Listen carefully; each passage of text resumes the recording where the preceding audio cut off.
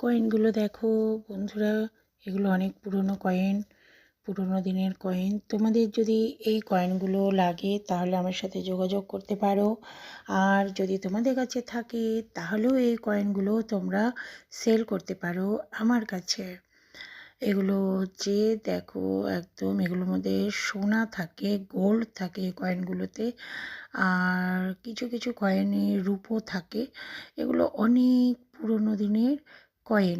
তো এই কয়েনগুলোকে যত্ন করে তোমাদেরকে রাখতে হবে। আর হ্যাঁ, এই কয়েনগুলো কিন্তু বাড়িতে ঘষা মাজা করবে না, তাহলে কিন্তু এর যে রিয়ালিটি সেইটা কিন্তু উঠে যায়, রিয়েল যে কালার সেটা থাকে না।